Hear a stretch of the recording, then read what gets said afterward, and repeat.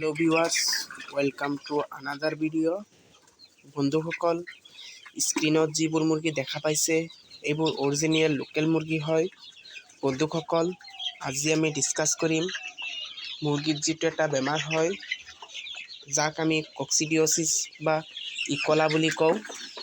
এই বেমাৰটো কিয় হয় আৰু লক্ষণ কি আৰু ইয়াক কেনেকৈ ৰোধ কৰিব পাৰি তাৰ বিষয়ে আজি ডিসকাস কৰিম। তো বন্ধুসকল, এইটো হয় বিশেষকৈ যেতিয়া গৰমৰ দিনত গৰম দি কেনে বৰষুণ হয় তেতিয়া লিডাৰবোৰ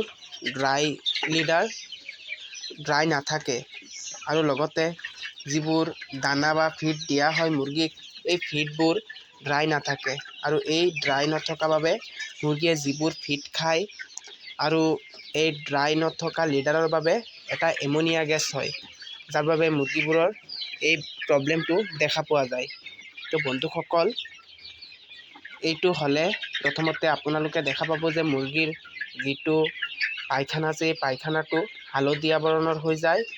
লগতে এইটো হোৱাৰ পিছত আৰু এটা লক্ষণ আছে, কিছুমান মুৰ্গী একদম ৰেড কালাৰৰ তেজৰ নিচিনা পায়খানা কৰে।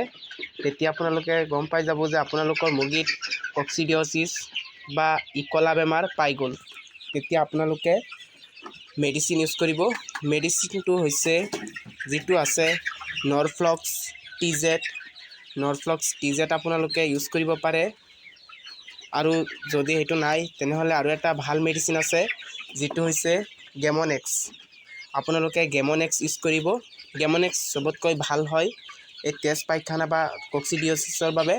যদি আপোনালোকে এই মুৰ্গীখিনিক গেমনেক্স দি দিয়ে তেতিয়াহ'লে 2 বাৰ দিলেই বেমাৰটো ভাল হৈ যাব। তো বন্ধুসকল, এইখিনি আছিল আমাৰ ভিডিঅ'। যদি ভিডিঅ'খন ভাল লাগি থাকে তেনেহ'লে প্লিজ চেনেলখন ছাবস্ক্ৰাইব কৰি নিজৰ কৰি ল'ব। আৰু যদি লোকেল মুৰ্গীৰ বিষয়ে আৰু কিবা তথ্য জানিব বিচাৰে প্লিজ আমাৰ চেনেলখন ছাবস্ক্ৰাইব কৰি নিজৰ কৰি ল'ব আৰু এটা কমেণ্ট কৰি দিব। আমি আপোনালোকৰ বাবে নতুন ভিডিঅ' লৈ আহিম।